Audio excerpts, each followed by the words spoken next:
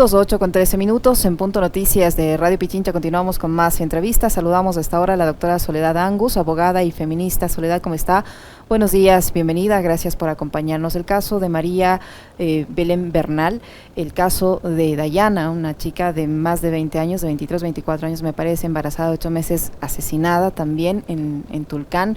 Esta mañana ha sido asesinado un fiscal en la ciudad de Guayaquil frente a la Fiscalía, baleado, un nuevo caso de sicariato en el edificio La Merced. Se trata del fiscal Edgar Escobar, fiscal de la Unidad de Personas y Garantías de Guayaquil. La violencia superó cualquier límite en el país, no hay manera ya de controlarla y lamentablemente cada día se cobra más vidas, más familias, más personas que se quedan en la orfandad y más casos que se quedan en la impunidad. Doctora Angus, buenos días, bienvenida. ¿Qué decir frente a este nuevo hecho de violencia ocurrido hace pocos instantes en la ciudad de Guayaquil? Buenos días, Licenia, buenos días, Alexis. Muchas gracias por la invitación. Como siempre, un gusto compartir panel con ustedes. Realmente, Licenia, estoy absolutamente conmocionada. Me he enterado hace unos 15 minutos de la muerte de Edgar Escobar, un fiscal aquí muy conocido, trabajado hace muchísimos años en la fiscalía. Conmocionada por su esposa, sus hijos, su familia, y realmente es impresionante cómo no existen ya garantías para ejercer la profesión, no existen garantías para los propios operadores de justicia. ¿Cómo esperamos que no se presenten escenarios de impunidad si vivimos en unos círculos de violencia, cuando ni los operadores de justicia al pie de la fiscalía, donde a pocos metros existe una unidad policial, pueden tener seguridad? A plena luz del día, antes de las 8 de la mañana han ocurrido estos hechos? La verdad es que, como te digo, Licenia, conmocionada por esta noticia tan dramática. ¿Cómo está, doctora Soledad Angus? Qué gusto saludarle a los tiempos. Este hecho, yo decía en el comentario hoy en la mañana, justamente antes de referirme a lo que está sucediendo en torno al tema de María Belén Bernal y que será también motivo de conversación más adelante, decía, doctora, que uno en Ecuador se va a dormir siempre, se ha acostumbrado ya en estos últimos meses y años quizás, que uno se va a dormir con una sensación de, bueno, con qué mala noticia nos vamos a despertar hoy. Y resulta que hoy pasa lo que acaba de mencionar Licenia, que ha meritado también un comentario de su parte. El tema de la seguridad y esto que está pasando también en torno al caso de María Belén Bernal tiene que ver justamente con la seguridad, porque están involucrados o está involucrado un policía de por medio. ¿Qué está pasando con la seguridad en el país desde su particular punto de vista, doctora? Lo que pasa para mí, Alexis, es algo sencillo de explicar, pero no de abordar y menos de solucionar. Y es que donde no está el Estado, toman control otras fuerzas, como las mafias.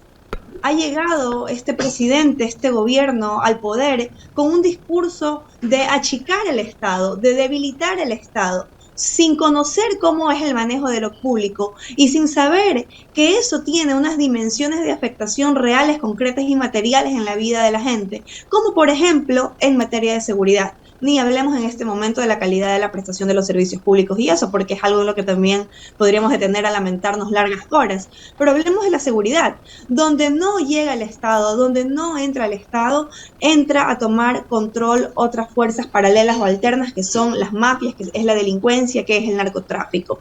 Entonces, eso es lo que está pasando. El gobierno no tiene control ya de Esmeraldas. El gobierno no tiene control de lo que pasa en esa provincia. Aquí en Guayaquil hay barrios que cuando se los toma la violencia no pueden entrar. Hace días estuvieron varias semanas tratando de ingresar a un barrio donde no podían entrar los estudiantes a clases, donde no podía nadie entrar y salir porque estaba ahí formada una guerra de territorios. Entonces el Estado no tiene control, el Estado ha perdido control porque no tienen idea del manejo de lo público y porque llegaron con un discurso de despojo. Y eso es lo que han causado. Esto, lo que estamos viviendo en este momento, esta ola de inseguridad, es consecuencia directa del despojo, del abandono al que deliberadamente este gobierno nos ha sometido con unos discursos sinceramente nefastos que no entiendo cómo no pudieron advertir organizaciones y personas de la sociedad civil que se unieron a alevosas campañas a favor de este gobierno criminal.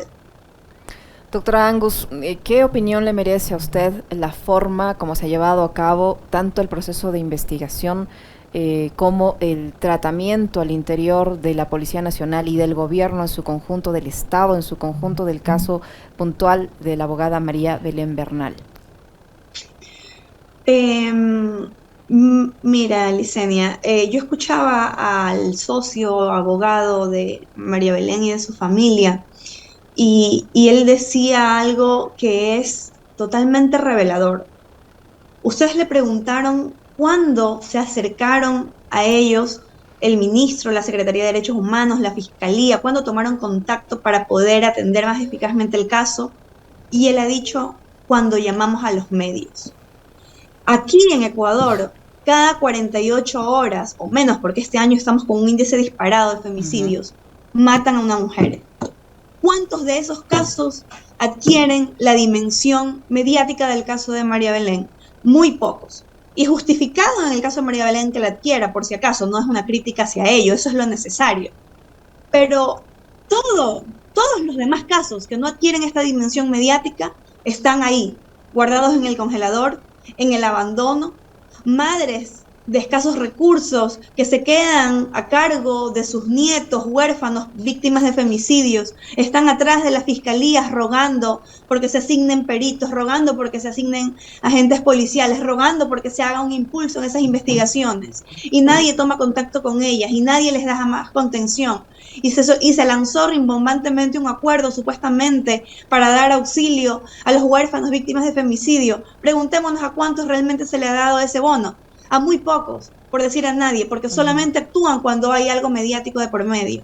Y esta situación de la violencia de género y de los femicidios es una situación del día a día. Y lo sé perfectamente porque yo acompaño, porque yo patrocino, porque yo estoy al lado de víctimas. Y la situación de la policía y todo este machismo estructural que hay en la policía es una cuestión del día a día. Para una anécdota que parece sencilla, pero que también es reveladora. Cuando hay asuntos de violencia de género y se inician investigaciones penales, la Fiscalía siempre designa a un agente investigador que es un miembro de la policía para que dé acompañamiento en la investigación en este caso, en estos tipos de casos. Pues resulta que cuando uno lleva a las víctimas a dar sus versiones y los agentes investigadores toman las versiones, yo he estado presente y nadie me lo ha contado. Los propios agentes de policía les dicen a las víctimas que un golpe es normal, que no pasa nada, que eso pasa en toda pareja. O sea, ni siquiera tienen una formación, ni los propios agentes que atienden a víctimas de violencia de género, ni siquiera ellos tienen una formación en cómo atender a víctimas. Y cuando nos topamos, porque sí debo decirlo, también nos topamos con agentes que sí se encuentran sensibilizados, que sí están predispuestos a hacer su trabajo. En cambio, nos enfrentamos a un sistema que no les da ni los mínimos recursos. Uno tiene que ir a las oficinas de los agentes investigadores llevando tóner, llevando hojas papel bond, llevando hasta esferos para que firmen las hojas de las versiones, porque ni siquiera eso existe. Entonces, no hay sensibilización, no hay capacitación y tampoco hay los recursos. Y eso es lo que vemos en las cifras tan alarmantes. La Corte Interamericana de Derechos Humanos ya lo ha dicho. La impunidad fomenta que se continúe con las violaciones de derechos humanos. Y no solamente es responsable de eso el Estado cuando ocurre a través de agentes estatales, también es responsable el Estado cuando ocurre a través de particulares. Porque la impunidad fomenta que se siga produciendo delincuencia, que se siga produciendo criminalidad. La impunidad y la negligencia, ¿no? Porque cuando desbarataron todo el sistema de protección, por ejemplo, con las casas de acogida a través del Ministerio de Justicia, también el Estado debe asumir esa responsabilidad por negligencia, ¿no, doctora? Ahora, hay dos cosas que a mí, en este caso particular de María Belén Bernal, me han llamado la atención por, digamos, lo indignante que resulta. Yo decía en el comentario, una de ellas, doctora, primero, y quiero su comentario sobre estos dos temas. Estamos hablando de la desaparición y quién sabe si hasta un posible femicidio en el caso de María Belén. Y la única persona detenida es otra mujer. Le escuchábamos también al doctor Matovelle referirse a este famoso Castillo Grayskull, que ha sido el lugar, la infraestructura donde están las habitaciones en donde aparentemente habría sucedido el hecho de violencia contra María Belén, y que son las habitaciones de los oficiales, no de los cadetes de policía. Pero no hay ningún oficial de policía detenido. Es otra cadete y una cadete mujer. que habría estado además sometida en esa relación de poder con quien era su instructor, que era un teniente. Entonces, primero quiero un comentario suyo sobre eso, doctora. Y lo otro, algo que me ha llamado poderosamente la atención por la complicidad, ya no solo de la policía, sino de los medios de comunicación. Estamos hablando de que este tipo Cáceres está prófugo. Y que el tipo está prófugo, que se huyó por el encubrimiento de sus compañeros de uniforme, ¿no? Y este espíritu de cuerpo que mencionaba Licenia hace un momento. Resulta que en los medios de comunicación publican la foto de la pareja, pero muestran el rostro de la víctima. Y cubren el rostro del victimario. Y el tipo está prófugo, hay que dar con él. ¿Cómo entiendo eso? Ayúdeme a entender, doctora Soledad Angus, eso. Primero, la violencia estructural, en donde por la desaparición de una mujer, otra mujer es la única detenida, y que a la hora de presentar la foto cubran el rostro del agresor y descubran el rostro de la víctima. Lastimosamente, Alexis, y sobre todo en los casos de violencia de género, hay siempre funciona el encubrimiento institucional, ¿no? Eso por una parte. Y por otra parte, creo que hay muy poca capacitación de muchos medios de comunicación para abordar este tipo de situaciones, este tipo de conflictos. Recordemos hace muy pocas semanas o días incluso, donde tuvimos un medio que publicó esta noticia con un titular tan descabellado respecto de a hombre que su hija sería su pareja sentimental, una cuestión así, o sea, hablando en términos de una hija menor de edad, de pareja sentimental de su padre, en vez de hablar de una violación incestuosa. Entonces, realmente vemos que no existe de parte de muchos medios ningún interés en cómo abordar adecuadamente estos tipos de hechos noticiosos, porque lo que les importa es poner un titular vendedor. Más que la ética, se está pensando en vender la noticia. Más que en comunicar, se piensa en todo esto como productos de mero consumo, ¿no? Entonces no hay ninguna ética realmente en el tratamiento de dicha información, y eso es algo de lo cual los medios de comunicación tienen que hacer un mea culpa. Realmente lo que me decías respecto de la cadete que está detenida es algo que también es alarmante y que evidencia nuevamente que de parte de Fiscalía, de parte del Ministerio del Interior, de la Secretaría de Seguridad y tal, no existe, ni siquiera la Secretaría de Derechos Humanos, existe una noción de cómo funciona la violencia de género, no existe una noción de cómo funcionan las relaciones de poder, y realmente recordemos que esto no es casualidad. El actual secretario de Seguridad, que además en una vergonzosa declaración en rueda de prensa dijo la semana pasada que hay que proteger el prestigio institucional, hablando de la policía, sin darse cuenta que ese es uno de los principales factores por los que opera el encubrimiento y la complicidad dentro de las instituciones. Pero recordemos pues que este señor se sienta en el puesto de la Secretaría de Seguridad, le crean para él ese cargo luego de haber salido de la asamblea, sancionado por precisamente comentarios misóginos en contra de un asambleísta a quien dijo que va del curul, del tubo al curul. Entonces recordemos pues quiénes están en los cargos, que no es casualidad todo lo que está pasando. Nada de esto es casualidad. Son personas incompetentes, negligentes y expresamente misóginas, puestas ahí simplemente para satisfacer amiguismos del presidente de la República. Entonces, lo que está pasando es consecuencia de esto, y no se lo puede negar. Y hay gente que dice, es que no hay que politizar esta situación. Algo que siempre decimos las feministas, lo personal es lo político. La violencia es política y tenemos que denunciar esto y tenemos que politizar esto, porque hay responsabilidades no solamente penales y no solamente administrativas, también hay responsabilidades políticas y tienen que responder. Y ojo con algo, siempre que se habla de política, se piensa en la política en unos términos partidistas o clientelares. No es a eso a lo que me refiero, es a las responsabilidades con las cuales cada cabeza de cada institución tiene que actuar y tiene que responder. Porque, insisto, como dijo el abogado de María Belén, pasaron 4 días cuando vino la prensa para que recién toquen la puerta y se involucren en este caso que es gravísimo. Una mujer que ha desaparecido en un recinto policial, que todavía no aparece, que desgraciadamente y posiblemente sea un femicidio, y donde solamente está presa otra cadete, que es otra mujer sometida a una relación de poder, una cadete sometida a un teniente, no solamente que ella era una cadete y él un teniente, sino que ella era una estudiante y él era su profesor.